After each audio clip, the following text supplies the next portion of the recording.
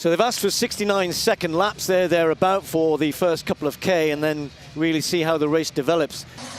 The two of them, stride for stride. Look at Obiri. Gidai looked up at the screen and lets the Kenyan through on the inside. A mistake there from the youngster, and Obiri's away and gone. Hellen Obiri, 1,500 meters in her earlier career, then the 5,000. She can run 10,000 as well.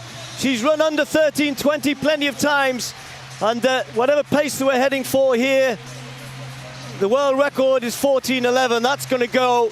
So that green light is just going to be passed by Obiri, but it certainly wasn't a world record pace that was on. But that doesn't matter. It's a superb run from Hellen Obiri, the world champion, wins in 14:22. So welcome to Sportswave Insight and Mindset Moment. This is a session where we have to take a moment and talk to our sports champions to understand their mindset, perspective, and insight, both personal and in professional life. Today, we are glad to have Hellen Obiri, who is a 2-time world 5,000 meters champion, world indoor champions 3,000 meters, world cross-country champion, Commonwealth 5,000 meters champion, Boston Marathon 2023 champion, and New York 2023 champion. Hellen, welcome. And please tell me about how your new home is. Okay, thank you so much, Ogola, for having me. It's a great opportunity to speak with Sportswave Sports. And I'm so happy to speak with you and to see you. First of all, it's a great opportunity for me to have this talent. It has been a while learning for more than 10 years.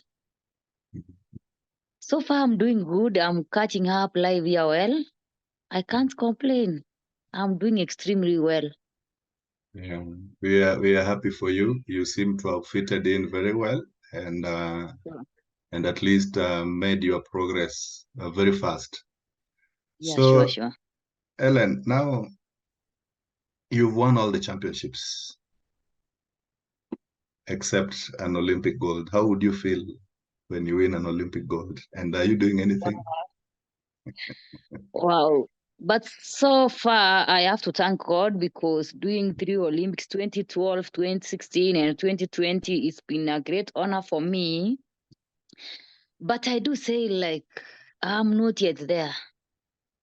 Because, like, I've been looking for this one for a while, for now it's like more than 10 years.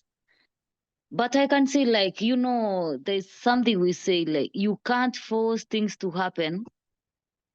So it seems like I've been forcing things to happen, because I got silver in 2016 and 2020.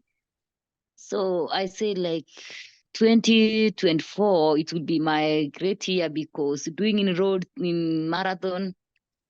So I want to achieve that one. I am dreaming. So, like, can I have this? If I have that one, I would say, like, I'm done. But even when you left track, you were still the best. You could have stayed before going on to the marathon or road races. You could have stayed on for another 4 years to take a shot at it. But you opted to go for the marathon. And as you've said everything, sorry. Yeah, sorry. Okay. I was saying, as you've said, everything has its time. And this could be the right time for it. So what are you doing to make sure that you get there and win? For me, John, I've been like, I started my career doing 200 meters. And after that, I said, like, I'm not yet to know my event. And I got, like, a chance to participate in 1,500 meters in 2012. And when I did 15, I said, like, I'm not yet there. I'm not yet to find my right event to do. And in 2016, I did 5,000. And in 2020, I did 10,000 and 5,000. And always I say, like, I'm not yet to know my event. So, like, for me, moving, if you want to be a good athlete, you have to move and give the other one opportunity, because I've been doing so good in track. So I didn't want maybe to get out of shape. You know, so many people wait for long to get out of shape so that you can go to roads. So for me, I said it's good opportunity to transform my good shape into roads. So I've been working so hard in roads. Actually, I've been doing well because I have a lot of speed from track. That one has helped me a lot in doing so good. So I'm thinking I will be in a good shape in 2024. Okay. So for Yeah, you, it's like been a progression. sure. You ran 15, you ran 3,000, you ran 5, you've run 10,000, and you still feel that you can do better. I can. Yeah, still. Now it's 42, Yeah. and you still feel you can go, you can do more. Actually, I'm feeling like my legs can do wonderful, can do well, because I'm saying like this is a marathon. So for me, I'm saying I can do even much better than what I've been doing in track. Okay. Your system is fired. So I think so. tell me, how do you prepare for a marathon, and what is the difference between preparing for a marathon and track? Oh, What are the key different things okay. that you have to put in consideration? Okay. Sometimes it's so hard when you are a marathoner, because for the first one, it will be terrible for you. It will be not excited for you to run, because in track you have to do shorter mileage.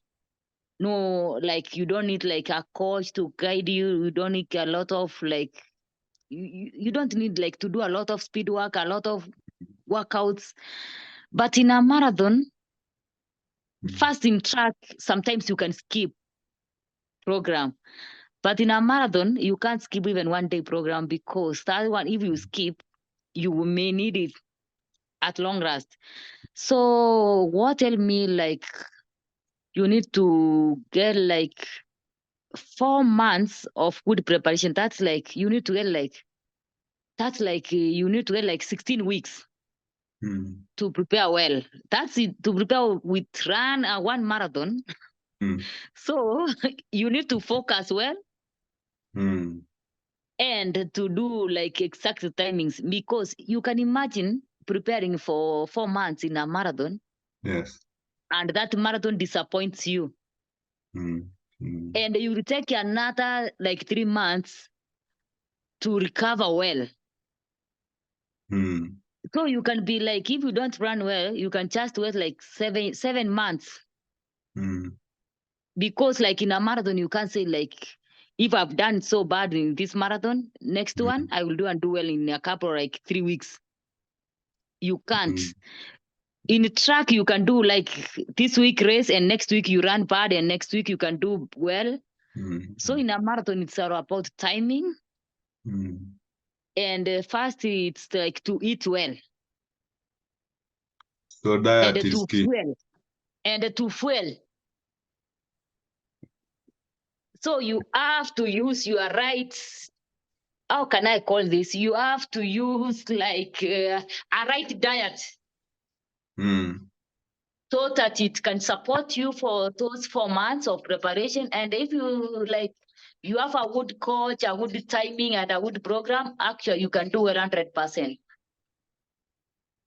So if I understand correctly, beside the physical preparation, your diet has to be well.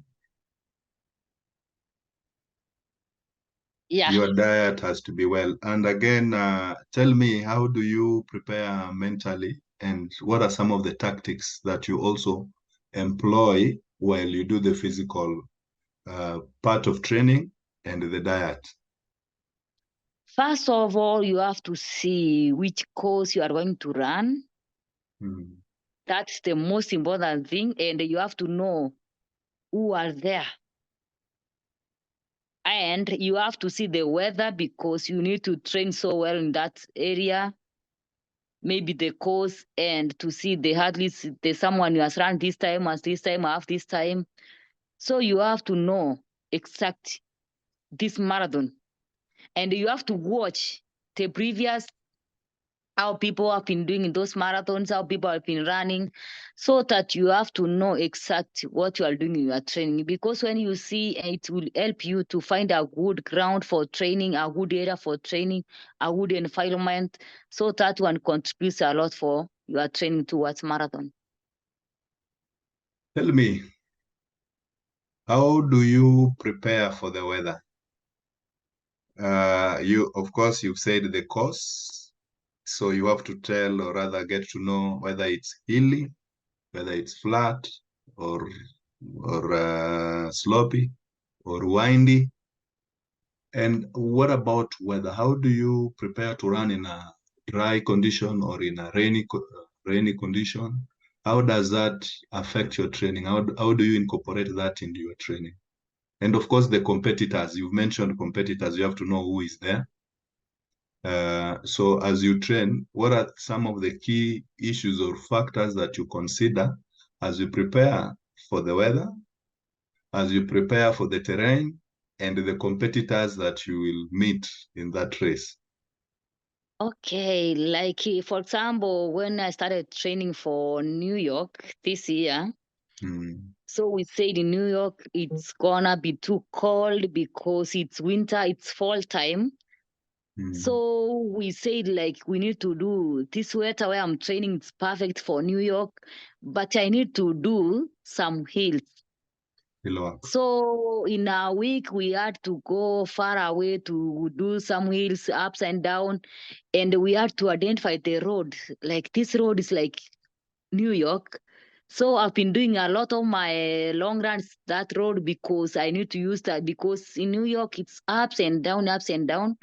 So there's a road I used to do ups and downs, so that it will get my momentum so well. And I say, like in New York, I have these opponents, these athletes are gonna be there. So when you see the athletes there, so you go and see the tactics of those athletes. So for me, I knew in New York they're so strong, and I'm also so strong. So we said, what it depend how from 2K to go, how gonna be? It will be so speed. So for me, I used to go my long runs, and towards the end, I do a lot of speed. And in track sessions, I used to do a lot of 200s. So because I knew we're gonna go like up to 41K and up to 41K. So it depends with the good speed you have. So for me, I prepared so well about the speed, about the mileage, everything. Okay, maybe correct me if I'm wrong. I've been watching the marathons, and I can see you're very strong on the hill. While climbing, you kind of pace, give other people a distance. Is it your tactic, or just naturally strong on the climb? It's what I do. For me, twice a week, I go for hill sessions. I go like short hills, like 100 meters. I do sprints, about 10 of them. So that one will help me about after speed work. I go to hill, like sprinting 10 of them, so that I can see my legs will be after long runs, after speed. So that one, it's about what I trained for. Speaking about the weather, you were training in Kenya. Yep. Before, and now you are in the US, and you said the climate is conducive, very conducive for you. So do you want to tell me that that played as a disadvantage to Kenyan athletes who train here, yeah, and come and run in that kind of weather? Is it No, an I won't advantage? say no. Because where I train, it's altitude like Kenya. Okay.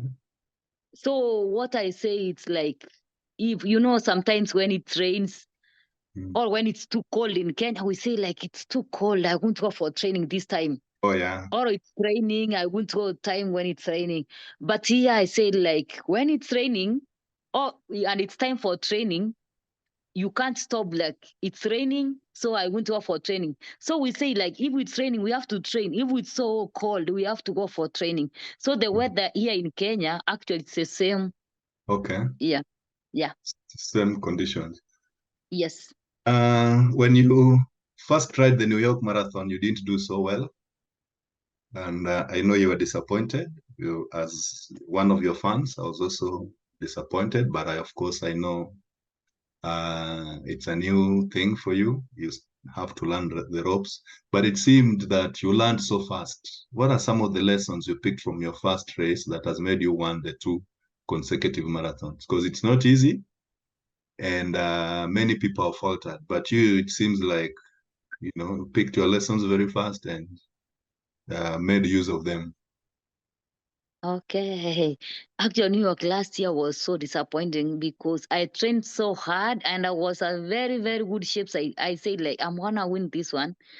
But sometimes when you're in your first marathon, anything can happen. And I do say, like, it's helped me to learn about my mistakes, because one mistake I learned from New York last year, it's about patience. Yes. In New York last year, I was impatient about the marathon. Didn't knew in a marathon you need to be patient and watch the race in whatever way. So for me, New York, I felt like I'm so, that like I was so excited. And I said, like, let me use the speed. So after like 4K to go, I was nowhere. Like my body felt like I don't need extra to go. So for me, I can say in a marathon, like you watch in New York, it was a slow race. And for me, I said, like, let me be patient. Let me be patient.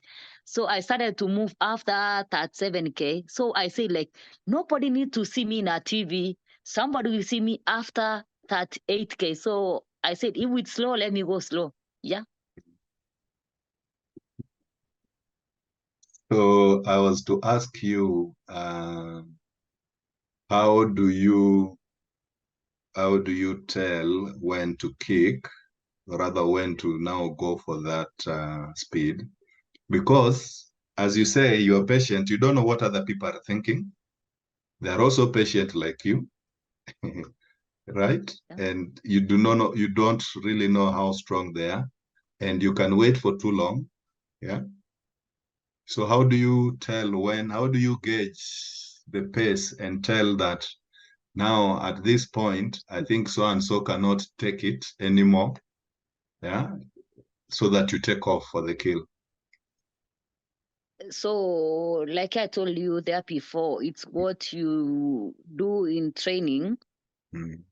For me, when I go like 24 miles in my training, actually I do go like, I start like a slow pace. And towards the end, I can just go like a race pace. So in New York, I said, like, when I looked at my watch, I said, like, actually, let me say, that was my slow race and my slow long run I've been doing. Even in my long runs, I've never done that slow long runs. So for me, I said, if this is my long run, I'm gonna to apply my tactics up to like that 6K, because I've been doing that one. So I said, I'm ready. So that's why I was looking for somebody. If you're come, I'm ready.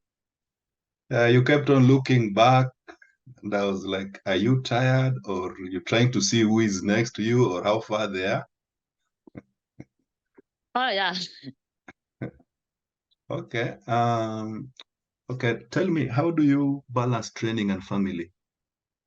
And especially when you went to the US, you were there by yourself. You left your family back. Now they are with you. How do you balance training and family? Because I know it's not easy. Many athletes, when they get to have a family, they kind of falter. But in your case, it seems you very well able to manage, after you got your baby and moving to a new place. Seems that you settled very fast and you're doing very well. How do you balance this, and what made you come back in even better than when you were there before? Okay, thank you. First of all, you have to have someone who is understanding. Balancing your family and athletics, it's something like It's not easy, actually. I can say it's not easy. So you need to have someone understanding you about the training. Sometimes you can just go, like you have 3 weeks for training outside there. You are not with the family. So who you have, it depends a lot. The kids, the husband, they need to support you 100%. If not supportive, sometimes you're coming from training, nobody want to know how you're feeling. Maybe sometimes you feel so tired, you don't have even to cook. You need only to sleep. And you can imagine you have someone, when you are sleeping, they don't care about you. Sometimes you feel so down, they don't want even to care about you. But I have supportive family. Actually, when we moved here, when you move to a new environment, a new country, it was terrible for us because settling down to have everything in a good place. So we say, like, my family supporting, they were supportive because when I was going for training, there was always been there for me, taking for me, riding beside me, going to track with me. So I can say they gave 100%, and they wanted to know how I'm feeling after training, after my workouts. Sometimes I say, like, I don't feel like to wake up and go for training. So they were saying, no, you have to wake up and go. So sometimes they need even to escort me and ride beside me with a bicycle to see what I'm doing. So I can say, like, it was a challenge, but they have been so supportive all in my career. Oh, that's nice. That collaboration is key to your performance. And now, does it make any difference for you when you're running in front or running at the back? Because what I get is that you know your strength, you can do anything when you want to do it. So does it really make any difference if you run from the front or from the back? Okay, you need to, I can say, like, you need to maybe to know how to run from front, how to run back, because in a race you can get somebody who wants to push the base from the word go, somebody like, I want to go. So for you, you have to reason about your body. You need to, you don't need to pan out your energy too hard to go a crazy pace. So you need to see, I can run from behind, I can run from front, because in a marathon it's all 27, 26, like 42K. You can't do in front all through. You need to be patient and watch what other ladies are doing. Maybe if you go high, you will be a pacemaker. Yeah, the pack that you are running with in New York was so strong. Anybody could have won that race. And I was surprised at the last few kilometers, you gave them a pace and they fell off. Tell me, I know you're not working with the same coach. You've been coached here in Kenya and you're now being coached there in the US. What are some of the differences you can take note of in terms of coaching? Whatever you used to do in Kenya and what you are doing in the US, what is the difference? Because I guess the program is almost the same. But what are some of the things that stand out in terms of coaching, what you used to get here and what you're getting in the US currently?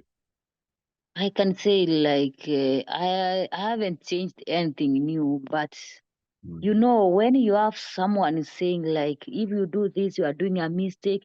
When you do this, you are doing a mistake.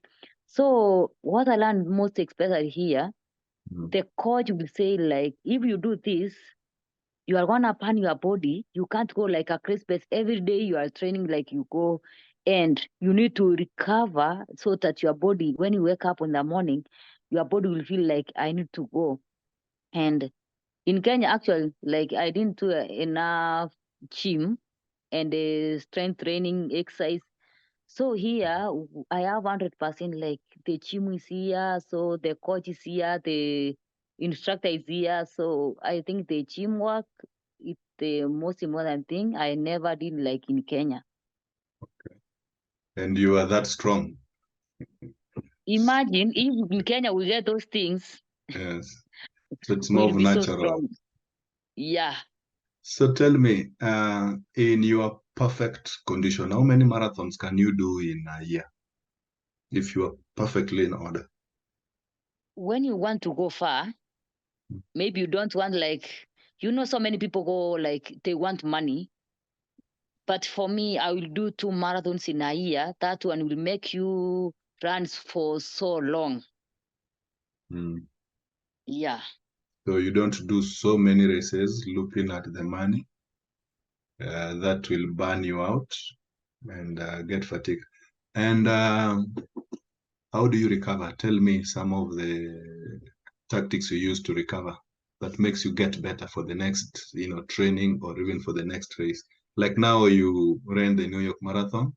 How long will you take before you start actively working out? Or during the training, what are some of the things that you do or some of the habits that you've developed to make you recover well for the next sessions?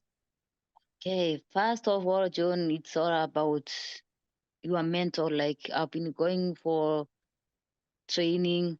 So for me, it will take 2 weeks off.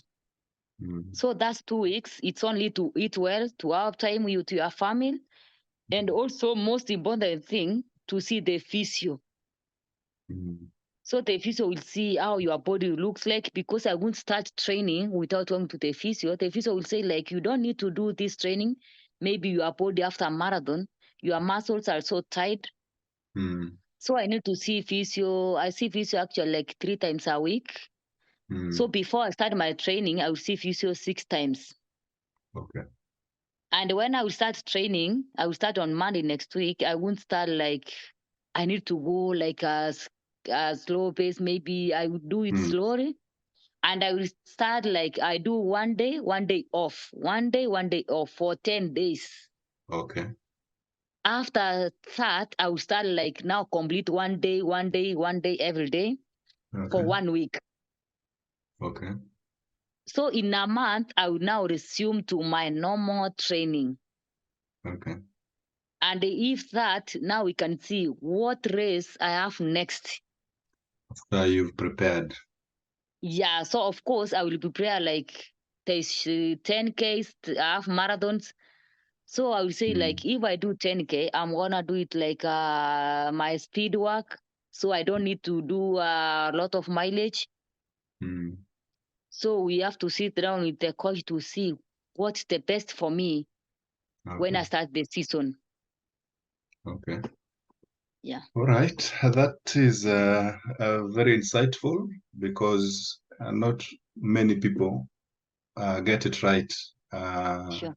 in terms of getting, recovery and starting to train well. I think that's where most of the athletes miss it. Yeah. Either they rest too long, or when they go back to training, they don't do it right. They don't start it right. And then they end up getting injured or fatigued, or the body just refusing to respond. Tell me, there's this technology called laser. Is it laser guide, where you run? There's some light beside you as you run. Can it help you reduce your time?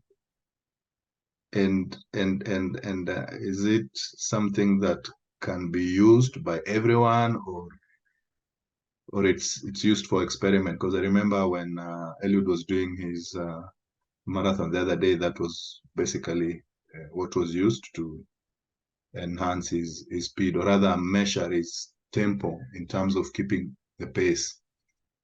Do you think, if you're given an opportunity to use it, do you think you can reduce your time? Yeah, I can say it's called Wavelight. Wavelight, yes. Because those Wavelights, they after a target time, you have to see I have to run sub 2, maybe let me say sub 2 hours in a marathon. So they would set the time you are going sub 2. So when you are running, you will know which time I'm doing. So which time I'm targeting. I'm targeting sub 2. So for me, it's had a lot of advantage for athletes. Because it will take you all through a pace. You couldn't get a pacemaker who will take you throughout the race. So I think it's a good idea, and it has to be like for all athletes, because like for me, I've never done the race with Wavelights. So that's for me, I count like it's an added advantage for me. Okay. Yeah, because when you do, actually, you have to run so fast because you are finishing like Diamond Leagues. When you want to set the world record, you say, I want to have Wavelights to help me. So when you are doing, you have added advantage. I think if you prepared well, or rather if you didn't prepare, whether you have the Wavelight, is it the Wavelight? Yeah. If you didn't prepare well and you request for the Wavelight, will it improve your speed really? No, if you have not trained well, it won't help you, because you will burn out yourself too early. Okay. And can you equivocate that to like using enhanced technology, or the way they say using enhanced substances to increase somebody's performance? Is it more or less the same thing? No, I wouldn't say like that, because Wavelights, it's all about technology. And using substance for like those banned for doping, that one you want to have something by force. But when Wavelights are there, you have to work hard also to run well, because Wavelights are there. You haven't trained well, like you have said, it won't help you. So if you train so well, it helps you. So Wavelights are there to help athletes who have worked so well, so hard to achieve their targets, to achieve their goals. Yep. Likewise, the substances. So for me, I can say like, yeah, no. Because you see technology. Yep. And medical. That is technology, and then there is the medical. Yeah. So, okay, that's not our call. I think we cannot really make a substantive debate on that.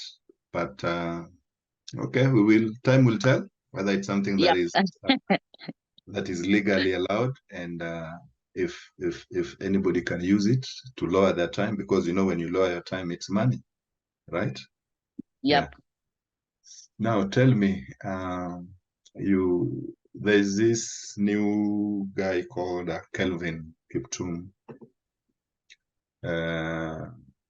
who did very well in his marathon. Nobody knew about him. I think he's done like 3, and he's broken the world record. We still have Eliud also. We have you now. We have Jep Chepchir, who won last time. Now, do you think Kenya can get more medals in marathon if Eliud, Kelvin, you, and other guys who've done well in marathon? Do you think Kenya can be able to get not less than 4 medals in the Olympics, in the marathon races? I can say yes. But John, remember, in Olympics, it's about experience. Yes. It's about teamwork. There's no pacemakers. It's a tough course. I can say, yes, the guys are very strong, but you know, sometimes you will have someone who has done like, for me, like last year, when I was doing Boston, there's a lady who did 2:14. And for me, I had 2:25. And so, you know, you can't say like it's a sure game in a marathon. But sometimes it's all about experience, about teamwork, and about the course, how you have trained. You know, in Olympics, you can't do 2:01. It's not a faster base. Okay. But to be patient in Olympics, it's really good. But for me, I think Kenyans will have the strongest team ever. Yes. Even they can get all the medals. I thought so, but again, as you Yes. say, it's all about experience, teamwork. If everybody works together, Yep. and of course they don't, compete too much, because Yeah. as you say, if you take it too hard too fast, then you might end up not even finishing the race. Sure. So it's going to be tough. It's going to be tough for Kenya, and they are gonna win. Actually, they're going to get all the medals. For me, I'm sure of. It's going to be tough. It needs a lot of preparations, a lot of Yep. tactical talking and thinking, and they have to be friends. You Yes. and your team, and the men and their team, they have to be friends. Otherwise, Yep. it can backfire if not Sure. handled properly. Yes. So now, after you've won everything, if you win Paris, God willing, now what are you up to? You've won everything. What is your next plan or goal? So for me, actually, for now, what I'm thinking, it's, in Kenya, it's hard to make Kenya team also. I'm not yet in the team so far. Yeah. So let me say, like, I have a strong team. I have a strong company. So they are praying for me to be in Kenya team. Mm-hmm. So first of all, what I wanna do, we have to go to Paris and see the Olympic course. Oh yes, in advance. So they are saying, like, if I'm going to be the one of them before I start my preparation towards Olympics, I have to see the course. I have to go there personally and do the jogging all the course. So when you come back to prepare, we have to. So we could have say, like, we want to do this because this course. You have to know everything you do. So I can't say, like, after Olympics I want to do this one. No, in your But life, just general life, like in my channel, right? So for yes. me, I wouldn't say, like, I want to have the world record. That's so hard to do 2:11 actually. Mm-hmm. And in a record you have to prepare so well. Mm-hmm. So what next for me? I want to mentor the young upcoming athletes. Mm-hmm. So for me, I have a lot of experience. Mm-hmm. So my wish, Yes. like Hellen Obiri, I want to have my camp. Yes. I want to come back to Kenya and give back to the society, Mm-hmm. to see, like, to mentor, like, when you see someone doing like Hellen Obiri, I will Mm-hmm. be so proud. Yes. So I have to have some people, Mm-hmm. at least when I'm not there, they will want to raise Kenya high. My community also want me to give back to them. Yes. So that's what I will work with my company. They are already willing to help me, All right. to get those kids to run so well, to help me with the facility. When you have to have those things, first of all, you have to give the facility. It's the most challenging thing. Food and support, and the financial support, actually. Mm-hmm. So I think for them, they are ready because, they have to have a trust. Okay. So they say they have been doing so well. So they need actually even to appreciate me. After Mm-hmm. my career, they need to appreciate me Mm-hmm. for what I've been doing with the company. Mm-hmm. So that's the plan we have with them, to give back to the society and to mentor young upcoming athletes. Yeah, that's very, very nice, and Yep. I wish you well, and that's a Thank you. good plan. Don't lose focus. That's a good vision. But what I got from your last statement, or your last explanation on how you're going to go about Paris,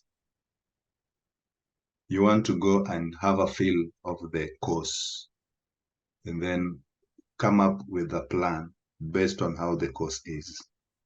Yep. So that at this kilometer, at this distance, at this is what I need to do, is what. I think that is very, very, very helpful and very great, very scientific, in my opinion. And I don't think not many athletes have that opportunity or have that kind of preparation. It's a suggestion that can be put forth to other channels to help other athletes also. Yeah, of course, if as a country, if we want to win that, those are some of the things that we need to, think about, because it's good to prepare for what you know than just preparing for the sake of preparing. Yeah, so you come the race day, you meet a different environment, you meet a different course compared to what you had prepared for. So I think that's a good approach, and I know if you do that, there's nothing that will stop you from winning. We keep you in our prayers, we pray for you, we support you, and wish you all the best. As I finish, it seems like you can be a coach now, a marathon coach. If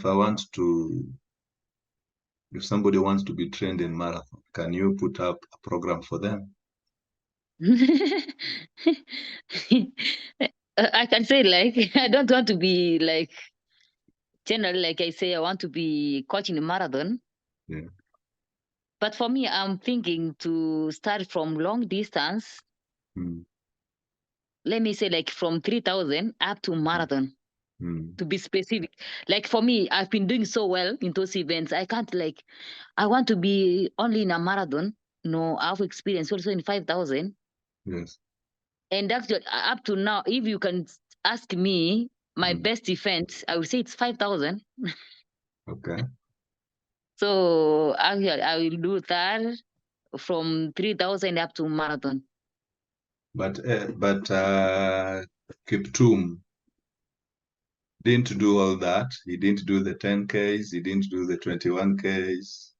He didn't do the 5Ks. He just, I think, started training for marathon. Yep. And he's broken the world record. But again, what we're not sure about is whether he will last, will run for long. Because as you'd said, it's like running the marathon. When you start too fast, too soon, you may end up burning very early. So like him, he started training for marathon. I think he just trained for marathon. If he's not careful, he might not last for long. He might come like many other Kenyan athletes who've shown up, won a race, and they are never seen again. So I agree with you. It's good to start in a progressive manner. To prepare your body, to prepare you mentally, and even tactically, for you to be able to last long, if it is making money, if it is being famous, But everybody has their approach. We have no control over that. But I get you. So your advice is somebody to start slowly, 3,000, 5,000, 10,000, 21, as you move along. Sure. Sometimes if we keep on rushing to things, as you can see, like for now, I say like Faith. Faith is doing so good because you can see that progress she has. Like, let me say, like in a country, like we say, go to road races. We won't have like Faith. We can't have like somebody who's Beatrice. So we need to advise them to start in a very slow way if you want to run for so long. Like I can say, like Kipchoge. Yes. He has been running for so long and not yet to retire. Like for me, I started 2011 and I'm doing so well. So they start the advantage of studying, like doing track. And you can make even your career will look so wrong. But if you want to start with a marathon, I think you can just have a short career. No, you can't run a marathon for 20 years. Actually, that's impossible. But for Kipchoge, he has been running for more than 25 years now. So I think that one is the best option. And he's still strong. Yeah. Okay. Anything that you'd like to tell anyone who would love to start running a marathon? What kind of mindset they should have? I can just say like a marathon, it's not actually something easy. You know, so many people think a marathon is easy. But behind scene, you have to sacrifice so well. You have to be disciplined about the program. And you have to put like hard work in a marathon. Hard work, it's the most important thing. And the patience. Sometimes you will go on a marathon, you don't do well. So you have to lose hope, like say, like this a marathon, I don't need to do a marathon anymore. So you have to be patient and wait for the right time to happen. Yeah. Okay. Maybe my last question, or something that I would like you to clarify for me, is in Boston you did 2.2138, and in New York you did 2.2738, a difference of 6 minutes. So this either confirm or not, if it's not how fast you go, but it depends on your competitors and I think the situation at that particular race. And probably you could also tell me how you did in your the time that you got in your first New York marathon compared to the last two. What was the difference? Okay, the first one I did 2:25. Yes. So we normally say in a marathon, it depends with the people you have, with the course. In New York and Boston, I can say Boston, it's a faster course compared to New York. And it depends with that day, how people will run. So in New York, people were keeping on watching everybody. There was no anybody want to make a move. So if anybody don't want to make a move, who you have to make a move? No, you have to be like, you want to act like a pacemaker. Okay. So there's no pacemaker. In New York, we do it like it's a championship race. You have to watch other ladies. So we keep on like seeing who wanna move, nobody. So that's why it depends if the race you after that day. You can't plan like I want to do this one. So you have to see race day when you are running. So we say it's not about the time, it's all about winning. Okay. Yeah, because the first, if you did 2.25 in the first New York, and in the one that you won, you did 2.27, and you're number 6 in the other one, and you became number 1 with more time. So thank you so much for all that you've shared. Thank you. I know I've learned a lot from you. I know others have also learned a lot from you. All I can say is to wish you well in your future competitions, and of course to make it to the Olympics. I know it's tough, but with good preparations, good mindset, being positive, and with the team that you have, I don't see anything stopping you from making the team. Just have to pray to God and hope for the best. Otherwise, thank you so much for making your time for us. Thank you, John, for having me. Yeah. Okay, thank you. Bye. Bye. Bye. Let me stop recording.